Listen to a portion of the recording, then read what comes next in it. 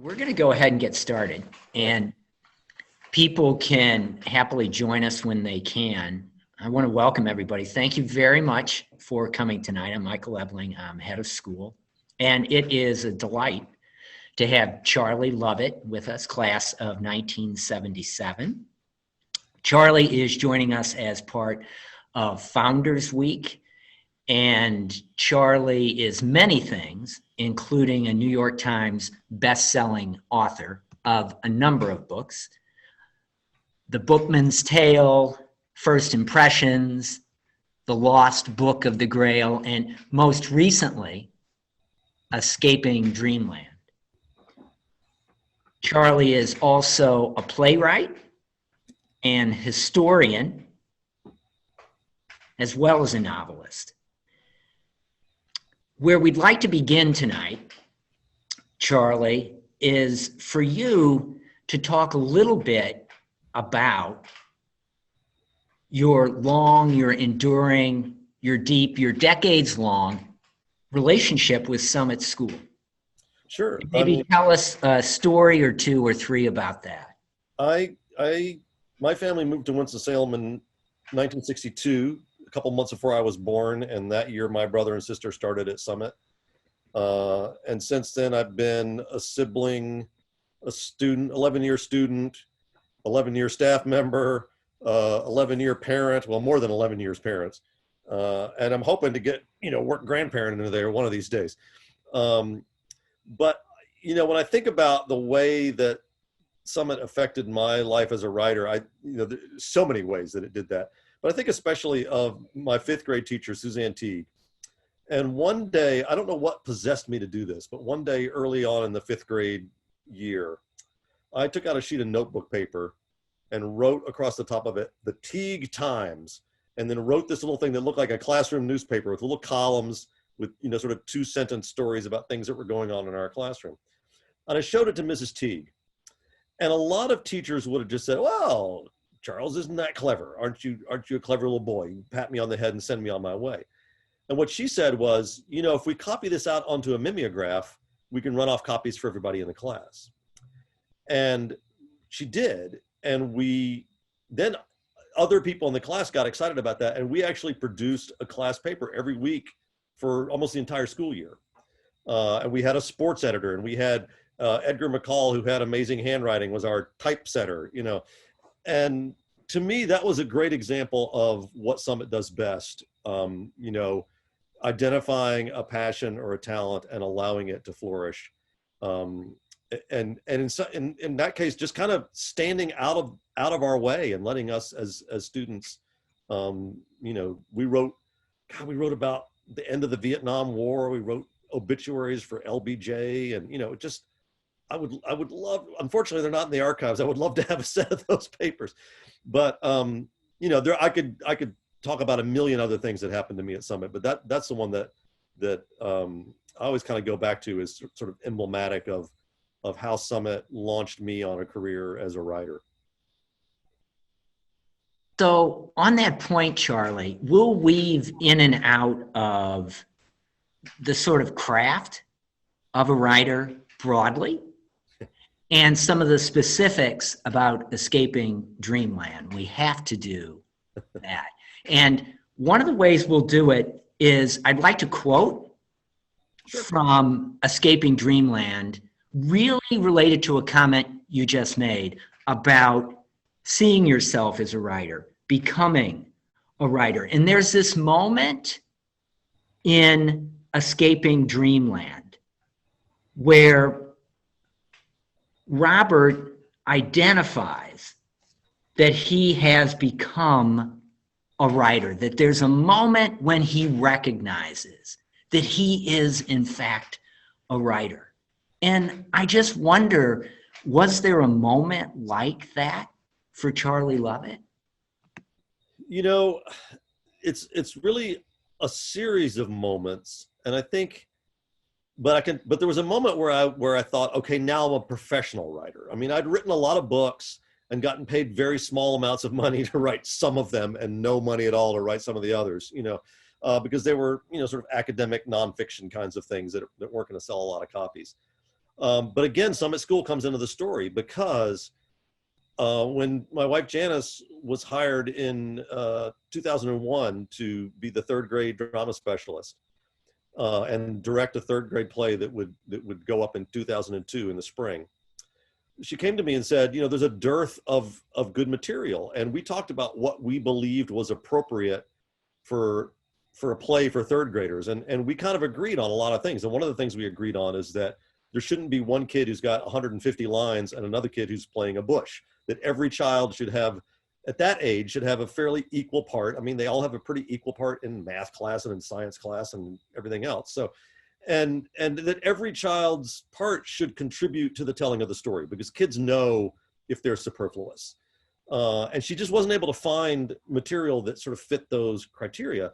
And she said, look, you're supposed to be a writer. Why don't you try writing a play? So I said, okay, I'll try writing a play. And I did try writing a play. It was called Twinderella. And it was a big hit. And then the head of the upper school came to me after Twinderella was premiered. And he said, you know, we didn't have a play in the upper school this year. We just had a musical. But I think if you would write a play for the kids, you know, kids would sign up and do a play. And so I thought, well, that's 2 plays a year. And so I went to Sandra Adams and I said, look, you need to put me on staff. You don't have to pay me as little as you want, but you need to put me on staff, call me writer in residence, and I'll write 2 plays a year and whatever else comes up. That was my, you know, don't ever say whatever else comes up, because boy, a lot of things came up. And I think really that when she said, yeah, let's do it, I think that was the moment where I thought, okay, now I'm not just a guy who writes. Now I'm a professional. Like, somebody's actually paying me on a regular basis to produce written material. And, you know, if I had to identify one moment, that probably would have been it.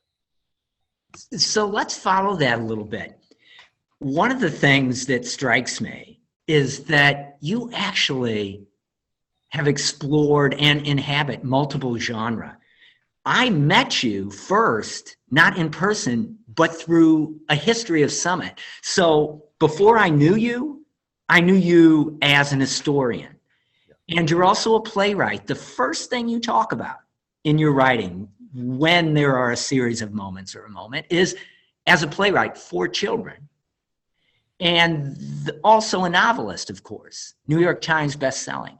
So what I'm really curious about is what the relationship is among those genres for you as a writer. Like, compare and contrast when you're a novelist as opposed to an historian, as opposed to a playwright. Or am I asking it wrong, that there is no difference? No, there's definitely a connection, and there's several. The playwright part of it, so writing is like anything else. It's a muscle that you exercise. And if you go out and, you know, you do nothing but run, you're going to get strong leg muscles. And if you do nothing but lift your weights over your head, you're going to get strong arm muscles, you know. So if you do nothing but write plays, you get strong dialogue muscles. And so when I'm writing a novel, when I get to a scene that's dialogue, it just flies. It's the easiest thing for me to write, because I spent 11 years mostly doing nothing but writing dialogue. And so certainly that muscle was well exercised during my years at Summit as a playwright.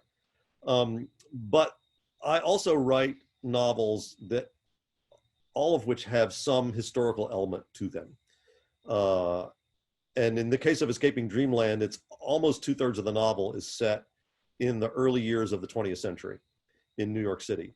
And so there's a huge amount of research that goes into that. And that the way you do that research is not that different from the way you research a book about Lewis Carroll's religious life or a book about the history of Summit School. And so absolutely my work as a nonfiction writer, my work as a playwright, both contribute to my work as a novelist. And then I think the reverse is also true, at least between novel and nonfiction, because it just comes down to, I think, telling a good story. And I mean, it's true with playwriting too. And so no matter what I'm writing, I'm looking at, am I telling the story? Is what is there on the page contributing to the story that I'm trying to tell? Or is it getting in the way of the story that I'm trying to tell? And I think, you know, as I've written more novels, I've gotten a little bit better than that at that. You know, with Bookman's Tale, a lot of stuff from the original draft got cut away. And I've gotten better at recognizing that stuff earlier in the process, the things that get in the way of telling the story. But sometimes you don't know what the story is until you've written a draft or two. And then you can sit back and say, okay, what story am I telling? And then it's easy to go, this is contributing to the story and this is not contributing to the story. So they're all interlinked. So Charlie, you just said that you do some writing. You can be writing for a while to discover what the story is. And I wonder, and I have to say, I get lost sometimes in what is Charlie and what are the characters in his fiction. When a character speaks, when Magda speaks, or Robert speaks, or Thomas speaks, I can hear Charlie at moments. And you were just talking about you're not quite sure sometimes what the story is until you're into it. One of your characters says, it might have been Robert, every good story begins with a question. And I want to know, does Charlie believe that? Or was that just Robert? And what do you think about that idea? Yeah, I mean, I think there's definitely truth to that. I mean, to go back just one comment before for a second about, you hear my voice in all of these characters. As novelists, we are ventriloquists. When you watch that old black and white television, are you hearing Edgar Bergen or are you hearing Charlie McCarthy? And in a way, that's kind of what this novel is about. It's about layers of identity and whose voice are we hearing. But I do think that stories often begin with a question, and sometimes it's very simple. Let's take, for example, Twinderella, the first play I wrote for Summit School. The question simply was, what if Cinderella had a twin brother? That was it. That the whole play came from that very, very simple question. A novel like Escaping Dreamland comes from more complicated questions. Each character has his own driving question. Robert's question is, what was it in my past that seems to be making it difficult for me to move forward with my future? And how can I reconcile whatever that thing is? Magda's question is, how do I become an independent woman in a culture that doesn't really allow that? Tom's question is, how do I escape what everybody else sees as my great place of privilege, but which I see as a place that restricts what I'm able to do? And so, and again, Jean has similar questions. I think really for all of them, though, the central question of this novel for the characters is who am I, and how do I be true to the answer to that question within the confines of the world in which I live? So I think with a novel, it's not necessarily just one question. Each character might have a question. Each little subplot might have a question. Each scene may have a question. But those can help us to figure out the roadmap for where the book is going. So Charlie, overall, you're asking the question, who am I? You're telling the story, the answer to that. Why New York? What's that about? So, where this novel started was, you mentioned some of my other novels, and I've written about Shakespeare and Jane Austen and Charles Dickens and, these sort of grand figures of English literature. But when I was a student at Summit School, I was not running home and pulling Shakespeare and Jane Austen off the shelf to get excited about reading. What I was doing, I was reading these. I was reading the Hardy Boys mysteries. And I thought, and I knew a secret about the authorship of these books that I learned later in life that I thought was really interesting. And so as I was thinking about my next project, I thought, well, let's go to the other end of the spectrum. Let's forget about literary greatness and talk about cultural impact. I mean, these aren't great books, but they are books that got generations of American kids excited about reading and introduced them to the idea that reading could be something they would do for pleasure rather than just for a school assignment. So in that sense, they're really important. But I thought, okay, what could the story be? Who could the characters be? And I thought, I knew there were tons more of these children's series books besides just the ones we know so well, like the Hardy Boys and Nancy Drew. And I realized that I actually had some more of those in my house, because when my grandfather passed away in the 1990s, we were invited to sort of take a few books from his library. And I took a few books that he'd had as a child. including some of these children's series books. So some of them were from the series called the Great Marvel series. This is one of the books in the Great Marvel series, 5,000 Miles Underground. It's basically early science fiction, really. And it still has his childhood book plate in it, which I think is great. I just think it's hilarious to think that my grandfather ever would have looked anything like the little boy in that picture. But and this book was published in New York City in 1906. And so that's where I went, okay, New York City, 1906.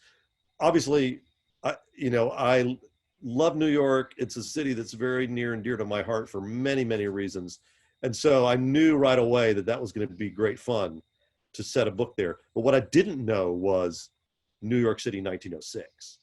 And that's where the research really came into play. But it was really that chain of the Hardy Boys to the way they got created to other books that were created by the same people to New York City, 1906 was when that was all starting to flourish. So if I was going to write about children's series books kind of just starting to enter their heyday, that was going to be the time and the place to do it. So let's go with that for a little. Uh-oh, he's frozen.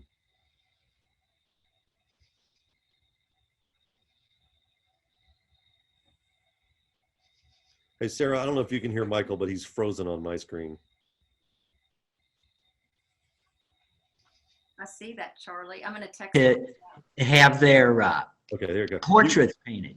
Michael, you froze up on me, so you're going to have to start that question again. Sorry. So this has to do with the sort of wonderful nature of history being woven into this in ways that so often in the book I'm thinking, hold it, did this really happen, or is Charlie making this up? And by the way, was that John Singer Sargent? Was that the Vanderbilts who just showed up? Yeah. Talk about that. So, I mean, obviously in New York, you have so many opportunities to incorporate historical figures and historical events. And one of the things I like to do in all my novels is I like to look at the way the events of history affected the ordinary people. I'm not that interested in writing about kings and queens and presidents and generals. I'm more interested in writing about, you and me, and how did the events of history affect our lives.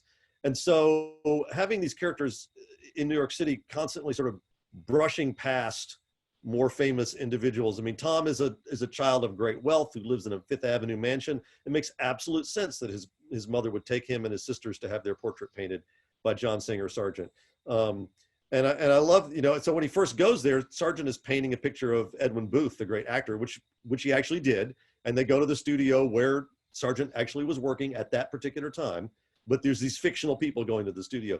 But little Tom, who's like, I don't know, 9 or 10 years old at the time, this painter that means nothing to him says to him, I'm going to introduce you to a famous man. And Tom's like, is it Oyster Burns, who was like the most famous baseball player at the time, So it becomes this joke between them. So you can incorporate these. It's almost like rather than thinking about how do I incorporate historical figures and historical events into a fictional narrative? It's more like thinking, how do I incorporate my fictional characters into the real historical narrative? And what events would they have coincided with? Well, 1906, when I started to work on the book, that if you said to me, Charlie, name one historical event that happened in 1906, there was only one in the hard drive at that point, and that was the San Francisco earthquake. So I knew one of my characters had to be a part of that. And as it turned out, and this was not planned, but it's turned out to be really apt in our current environment. I decided to have all of the characters have some sort of tragedy in their past. And the book really is in some ways about the ways in which we overcome tragedies. And I was struck. It's really funny how you write a book in one time period, in one mindset, and as it moves through editing and it gets published and it gets out in the world, your life changes and the world changes, and you start to see the book through different eyes. My father passed away in February, and I spoke at his funeral, and I was talking about the way he dealt with the death of his first wife. And I said something along the lines of, he taught us that the scars of our past will always be with us, but he also taught us that there can and should be life after loss. and that what's happened to us in the past shouldn't define where we go in the future. And I think that's really the lesson that all four of the main characters in this novel come to learn in one way or another, because they all have different types of tragedies, both personal and bigger than personal, like an earthquake, to deal with. And all of that came from, how do I insert my fictional characters into a real historical timeline or real historical narrative?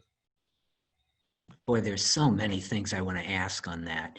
So I do want to ask you about your relationship with your characters.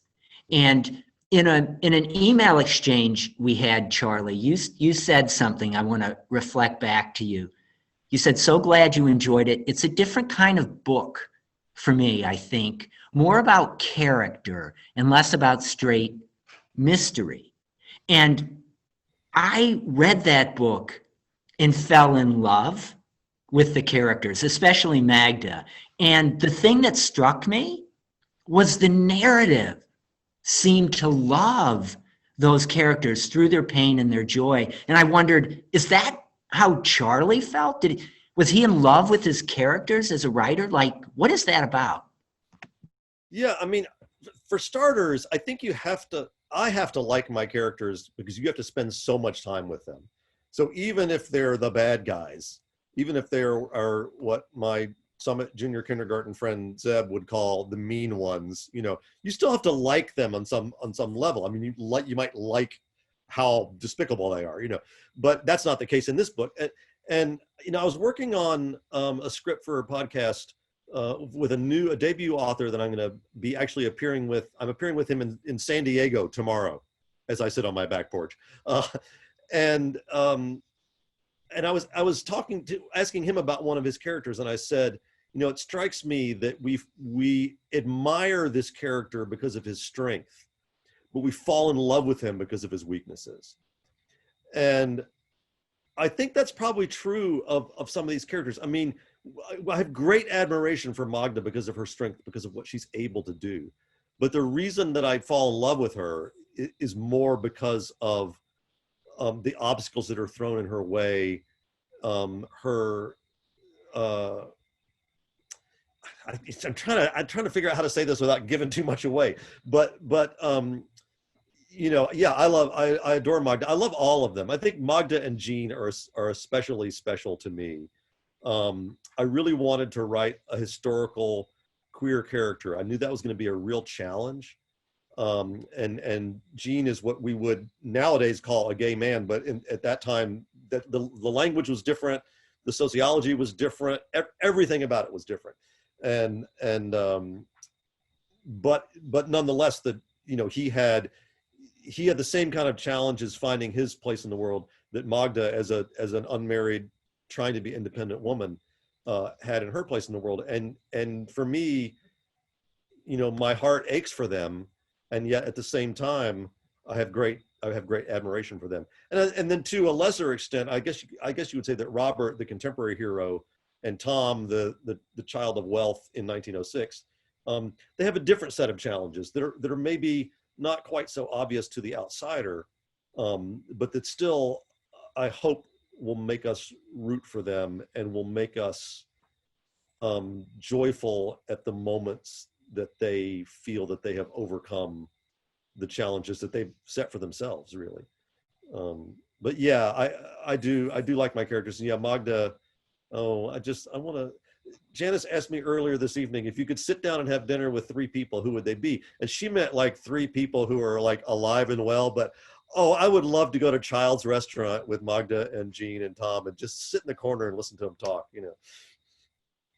So pursue that for a minute. I want to hang with your relationship with those characters. And I said something to you before that is really true. I can't always tell what a character said and what Charlie said. It gets mixed up sometimes. I can hear the characters speaking, and I find myself wondering 2 things, Charlie. What did you learn about yourself from those characters, if anything? And what did they teach you just about the world? Well, I mean, I think inevitably writing about characters whose lives are scarred by tragedy when they were young makes you reflect on the tragedies that scarred your life when you were young. And for me, that was the death of my mother when I was 2 years old. And that's something that I kind of worked out in my writing. I wrote a memoir about her and did research about her. And so I wasn't really sort of learning anything new, but I think I was understanding my characters in a way because of what I had been through and because of what I had watched my father go through and the way that he handled it with such grace and strength. That, you know, writing about that in a fictional way causes you to reflect back on it and maybe even have greater admiration than you did before. And I'm sure the fact that my father passed away right when this book was going to the press, you know, also brought that forward for me. But then I also think, you know, I learned, it was fascinating. For instance, Gene, you know, the world that he lived in 1906 in New York was actually probably more accepting of him than if he had lived in that same world in 1946 or 1956. And so you learn very much in a very sometimes difficult way when you're working with characters like that, that Dr. King was right, that the arc of history is very, very long, and we do hope that it bends towards justice. But you know, it's not a straight line. It's not everything's always gonna be a little bit better for marginalized people. No, absolutely not. There's ups and downs. And so that, again, looking at that then makes you look at the world that you live in and say, okay, what can I do? How can I be a part of the solution rather than be a part of the problem? And so I think there were a lot of points like that where working with those characters and then looking at the world around me, okay, how did they handle the world that they were dealt with? And how can I learn from that, maybe ways in which I can be a better, stronger part of the world that I live in. So in that context, you talked about the tragedy that each character has, and it's important to you to have that for each character. I find myself wondering about, and it's, maybe you don't want to answer it because it deals with a major event. It's an historical event. Are there any of them that I could ask you about, or do I need to? Yeah, you can ask about, I can tell you want to ask about the General Slocum. So let's talk about the General Slocum. You're a mind reader. And that, I just want to say as a reader, that was when I fell in love with Magda. The pain, and you as a writer didn't force me to choose between pain and joy. Yeah. And I want to say thank you for that as a reader. You didn't force me to choose. And so, but my question has to do with the General Slocum and how you chose that as her tragedy. Well, so when I started doing my sort of deep background research, a lot of my research was not history books. I mean, I did read a little bit about the Gilded Age and history books, but to me, newspapers were so much richer a source because, first of all, they were written in the language of the time. They were written without the benefit of hindsight. They were written by people who were experiencing the events at the time, and my characters are going to be experiencing the events at the time. My characters aren't academics living in the 1980s writing history books. They're people living in 1906, and so, but I started to at least identify some of the major events of the time period, and the one that I was just stunned by that I'd never heard of was the General Slocum disaster, and it immediately sort of suggested to me who Magda was, because so the General Slocum was an excursion boat that left from a place called Recreational Pier on the Lower East Side on the 14th of June 1904, and steamed up the East River to go on a Sunday school picnic. Basically, it was mostly women and children from the Lower East Side, from this one church, and this was a neighborhood that at the time had the largest German population of any city in the world other than Berlin. So it went Berlin, Lower East Side of Manhattan, and then like Munich and Hamburg, and and anyhow, not very long into this excursion, the ship caught fire. The captain grounded it on the edge of a place called North Brother Island, which was at that time a hospital island for infectious diseases. And by the time all the smoke had cleared, over 1,000 people had lost their lives. And it completely transformed the community. I mean, what was called Kleine Deutschland, Little Germany, sort of ceased to exist. Almost everybody there had lost somebody in the tragedy, and many of them moved north to Yorkville on the Upper East Side, which still has a strong German connection. But if you wander the streets of the Lower East Side, you can still find buildings where in the brickwork there's German writing from the days of Klein Deutschland. But this was the largest single loss of life in New York City prior to 9/11. And most Americans have never heard of it. I'd never heard of it. And so immediately I thought, Magda is German. She's from an immigrant family, and she's gonna live through this disaster. And it was really the newspaper articles that drew me into it. And there's so many little details that you find in these because newspapers had, I mean, you got to remember in those days, who knows, a dozen or more English language newspapers in New York City, morning and evening editions. That's a lot of column inches to fill.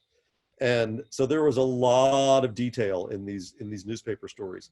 And to incorporate some of those little details, to me, gave it a sense of not only of historical accuracy, but of immediacy. And the one that really springs to mind is there was a newspaper story that wrote about after the ship had grounded, and the rescue boats were trying to get close into it, but the fire was still raging. There was a little boy who started climbing up the flagpole of the ship, in sight of some hundreds of people. You could see him trying to get away from the fire. And in the end, the flagpole collapsed and he fell back down into the fire. But the way that was written about in the newspaper, I actually took 3 or 4 sentences directly from the newspaper article and imported them into my prose, because that would help me also to write in that style. But that was definitely, probably the biggest of other than the earthquake, of the historical events, in that it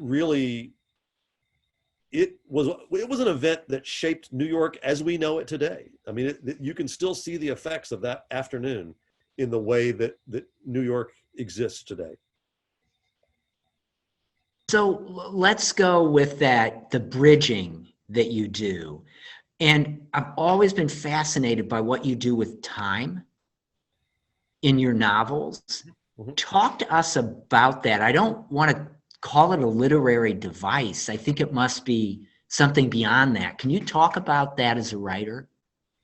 Sure. Well, this novel is set in 2 time periods, which for a Charlie Lovett novel makes it fairly simple, But the Robert Parrish story about this man who is trying to exorcise some demons from his past that are infringing on his relationships, and in order to do that needs to sort of dive down into these series books that were such an important part of his childhood and such an important part of his relationship with his father. That takes place in New York City in 2010. And then the story of the 3 young people who wrote these series books that Robert was so infatuated with takes place mostly in 1906. We have some backstory of the 1906 characters, and we have a little bit about what happens to them afterwards. But the bulk of it takes place in 1906. And so we go back and forth between these 2 time periods. And one of the lovely things about having it be in one city is that I can show you these characters in 2 time periods standing in the exact same places, on Bow Bridge or in the New York Public Library. I mean, although 1906 New York is gone, there are still glints of it here and there as you walk down the street. And so it was delightful to be able to do that, because I think it says something about a city, to be able to look at it in 2 different time periods and see the ways in which it is the same and the ways in which it is different. There were so many surprising things to me about ordinary life in New York City in 1906 that I just hadn't thought about, that they still had lots of elevated trains on Manhattan, which are almost all gone now, that because of no air conditioning in the summertime, They had theater performances on the roofs of Broadway theaters and on the roof of the old Madison Square Garden. You know, automobiles were just starting to come into use. And so you could walk down the street and you might see in one glance, somebody riding a horse, somebody in a horse-drawn wagon, somebody in an electric trolley car, somebody in a gas-powered automobile, pedestrians, train, you know. It was a vibrant and fascinating city, but the details of daily life were completely different from the way they are now. And I find that fascinating to be able to look at it through those two lenses of 2010 and 1906, because I think one of the things that it shows you is that you can change the details, you can change the architecture, you can change the layout of the streets, although that's mostly the same. But people are people. The things that are important to them, the things that matter to them, love, friendship, stories, relationships, independence, those don't change. And by showing a city in two different time periods, you can draw attention to the things that are eternal in the human spirit. So let's go with that for a moment, Charlie. And one word I didn't hear you say that struck me, and perhaps it's transcendent, I suppose it is in the human condition, and that is secrets. Yeah, everybody has secrets in this book. That's absolutely true. And you know, without giving away too much about the way the book ends, I think the book does have something to say about the value of sharing those secrets, of not keeping it all bottled up inside of you. I think all of the characters learn that.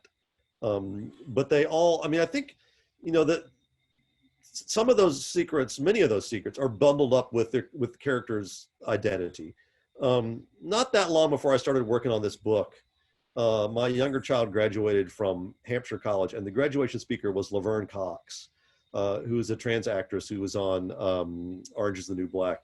And she talked about that you should always be looking at yourself, trying to figure out who you are, and then being true to that. And that's not a process or a discussion that ends when you're 18 years old or 21 years old or 51 years old or 81 years old, you know. It's a process that continues. And all of these characters struggle with that to some extent or another. And some of it has to do with the secrets that they're keeping, sometimes from themselves and often from other people. And some of it has to do with understanding who they want to be, but feeling that they can't be that person in the world. And I think Magda may be the best example, because one of the ways we identify ourselves is with our names. And Magda has 5 different names that she uses. So her parents call her Magdalena. Her name is Magdalena Herzenberger. But her friends call her Magda, so that's 2. Then when she decides she really wants to be accepted as an American, she changes her name to Mary Stone and starts going by Mary Stone.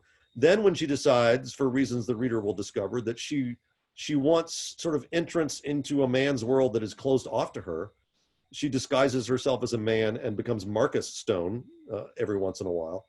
And then when she, as a writer, she takes the pen name Dexter Cornwall. So she's got all of these different layers of facade, of identity.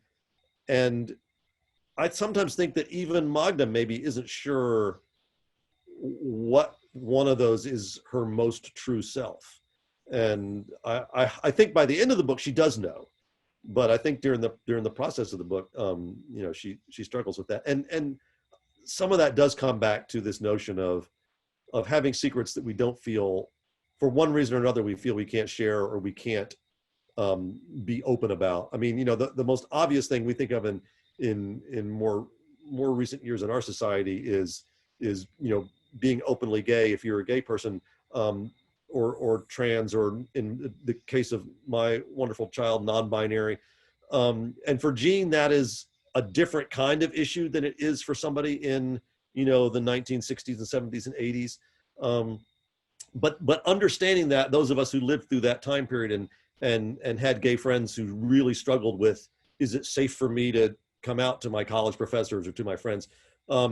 If we've been through that experience with somebody, or if we've been through it ourselves, I think it makes it easier to understand why these characters in 1906 are guarding some of the secrets that they're guarding, the sort of things that they're afraid might happen if they open up and let those secrets out. So can we pursue this for just another moment? And this would be another word you didn't use was longing. And I left this book with this deep sense of longing. And honestly, Charlie, I don't know if it was coming from the book or from me. So talk about that. Well, so I happen to know exactly at what point in the book you left the book, because you told me, you said you read the whole thing, right? So when you said I left the book, that means you left on the last sentence. That sentence was originally about 40 pages from the end of the book. And every time I would read through the book, I would get to that sentence. And yeah, I would feel this sense of wistfulness, of longing, of nostalgia. And I wanted the reader and the characters to understand that the past and our past can be precious to us, can be important parts of who we are, without overtaking who we might become.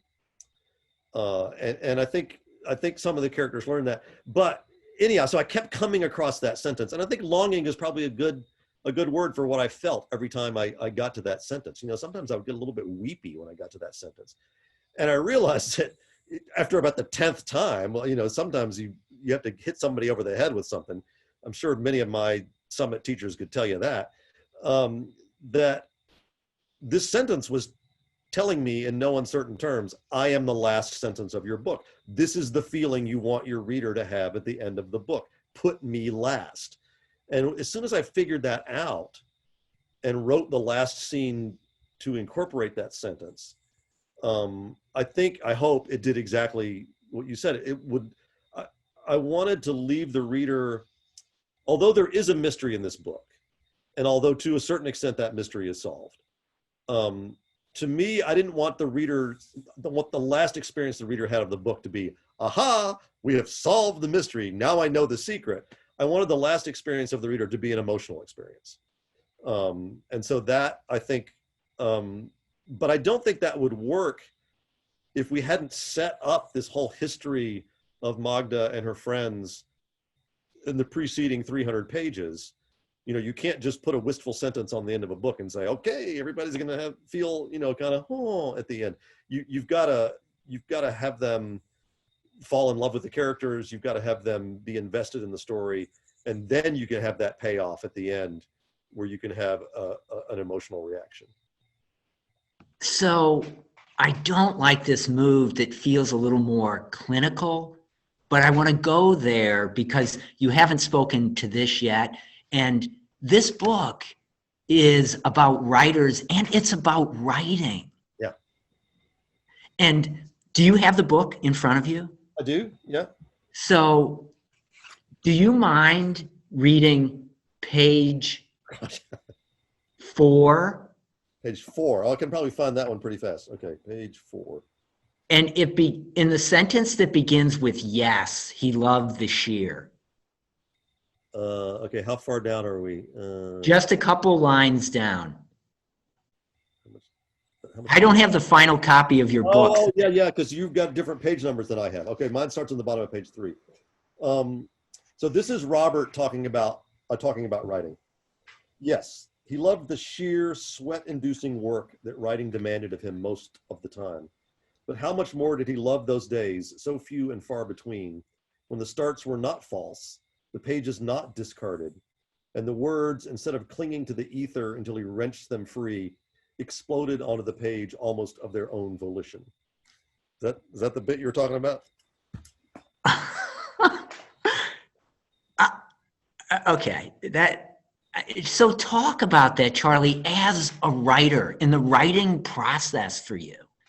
Is that what it's like? Yeah, I mean, there are a lot of days when I'm writing a rough draft. I mean, the writing process to me is a lot of different steps. When people say, "Are you writing?" they usually think am I writing a rough draft? Are you sitting down in front of your computer and creating new pages every day? With this book, there's probably a year and a half of stuff that happened before that step. And that step is about a 2 or 3 month step.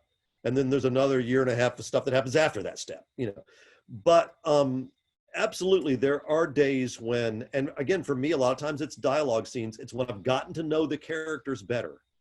I feel like I know who they are. I know what they want. I know how they interact with each other. And then they're going to start talking to each other and interacting. And I can just let it go. And I'm not stopped by, okay, I have to spend the next 4 hours trying to figure out how much the fare was on the L train in 1906, or something like that. And then there are other times, it tends to be earlier in the process, when you are still trying to figure out who they are, when it can be a little bit more like pulling teeth. But like everything else, it's just like if you're an athlete, if you're a runner, you do your miles on days when you feel lousy, and you do your miles on days when you feel great, and it's the same with writing. It's lovely to have those days when you've got your 2,000 words written and it's only 11 o'clock in the morning. But there's plenty of those days when it's 4 o'clock in the afternoon and you're like, 300 words to go. So we don't have much time left, and I'd like to bring us around to where you began as a writer. Mm-hmm. It can't be a mistake that when you were talking about writing, you began as a playwright when you were talking about it, and as a playwright for children. And I want to read something that Sherwood said from... Oh, the book collector. Yeah. And he says, childhood is something you should never forget or leave behind. But that doesn't mean you should dwell in it. But then he says something else. There is a great chasm between a man who always has a childlike part of his spirit and one who is eternally childish.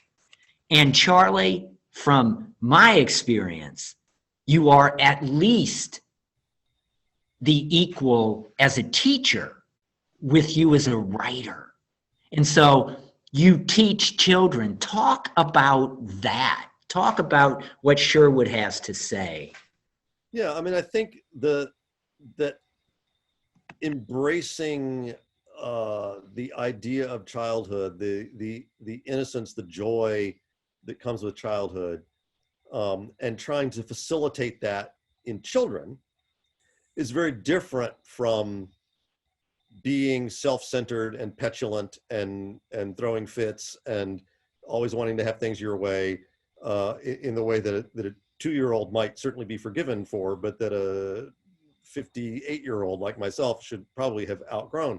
And I think that's what Sherwood's getting at. He's goading Robert to a certain extent, because Robert's just so obsessed by these children's series books, and he's like, yeah, it's my hobby. I collect these books, but that's not my whole world. I'm not, I don't just sit here and read ancient children's books. I share that spirit of joy with my children and my grandchildren and other children that I know, but life is more than that. And I think that's what he's trying to get at with Robert, who comes to him. Sherwood, for those of you, most of you other than Michael, haven't read the book, he's a collector of these children's series books, and who Robert seeks out when he's trying to find out some of the secrets about his favorite children's books. And he sort of expects that he's going to find this guy who sort of still lives in that world, but he's like, no, I'm fascinated by them and I'm fascinated to collect them, but I don't pretend that that's my whole world. Certainly, we were talking a little bit beforehand, and I mentioned this yesterday. In my 5th and 6th grade class at Summit, our it wasn't really anthropology, but I guess our social studies class, the central question was, what makes man human? And I kind of decided when I was writing this novel that I think it is the fact that we tell stories. And I've said many times before that writing a novel is the first half of a creative process. It is the reader who finishes that process, because storytelling didn't begin as something that we do into a void. Storytelling began as something that we did sitting around the fire and looking into each other's eyes. And so with the children that I know, the thing that I love to do with them the most is to tell stories, whether those are my own stories or someone else's. And during the pandemic, I have read 2 middle grade novels that I have written on Zoom to groups of children. I am in the process of reading right now to a Summit junior kindergarten. We finished Charlie and the Chocolate Factory. And if I were not doing this tonight, we would have been on, I think, about chapter 10 of James and the Giant Peach. So to me, that is the thing that I love taking from my own childhood, is the love of stories, in some cases specific stories, in other cases just the idea of stories. And I think I can be childlike in those stories, whether they're my own or someone else's, without being childish. I can still be I think Zeb would agree that I'm still the grown up in the relationship. I try to be, you know. So Charlie, we're going to have Charlie ask Charlie questions in a way. So if you all don't subscribe to Charlie's podcast, Inside the Writer's Studio, I encourage you to do that. And one of the features of it are these 10 quick questions. And Charlie always gets to ask the author these 10 quick questions. So now we're going to have Charlie ask Charlie. I'm on the hot seat. The 10 quick questions. All right. So question 1, Charlie. What word do you love to work into the writing? I don't know if I've ever used this word in my writing before, but I like the word mellifluous, or any words that are mellifluous. I like words that have a melodic sound to them. So question 2, what word do you hate to encounter in another person's writing? Definitely, because or other meaningless modifiers. And I have to digress for just a second, because I was when I was teaching 9th grade at Summit, I was trying to keep my kids from using words like definitely. And I love that they used the spell check on the computer, and half the time it came out defiantly.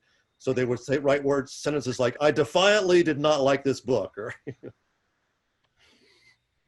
Where is your favorite place to write? My favorite place to write is my writing studio here at home in Winston-Salem. Question 4, where could you never write? I think I could never write where there's like a loud television playing in the background. Airport lounges are difficult. I mean, I've written to some weird places, but any place where there's a loud talking noise in the background. Number 5, to what rule of grammar do you pay least attention?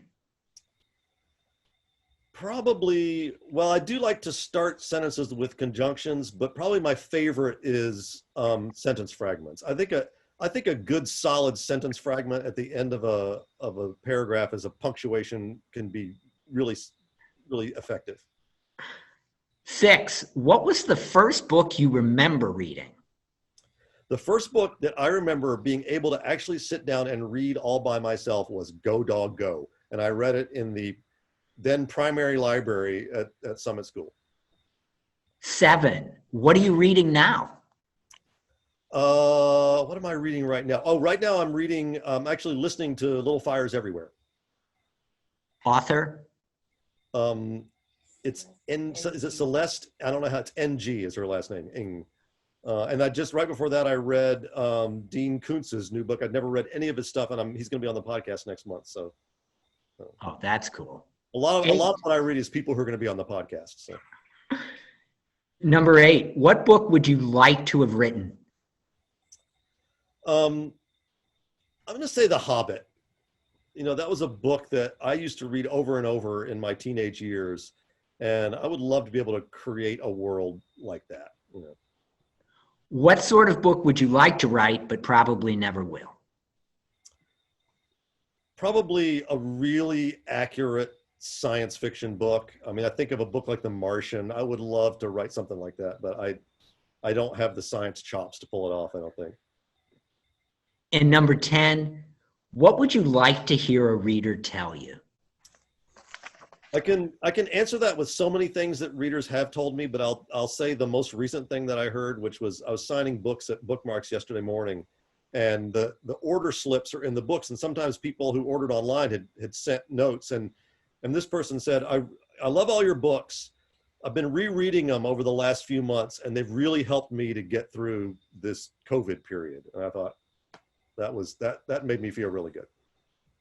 Well, Charlie, it has been an absolute delight, a joy, an education, a gift to spend time with you. It always is. And to hear a writer talk about writing and life is just beautiful. So thank you for being a part of Founders Week. Thank you for being a part of the heart and soul of Summit. Thank you for coming tonight. Sarah Dalrymple, thank you so much for orchestrating this. And everyone who was able to be here, thank you for coming and spending your precious time and your precious evening with Charlie. It's great to have you. Charlie, take care. With great moral support for me. So thanks, Michael. Great to talk to you. Thank you, Charlie. Thank you all for coming.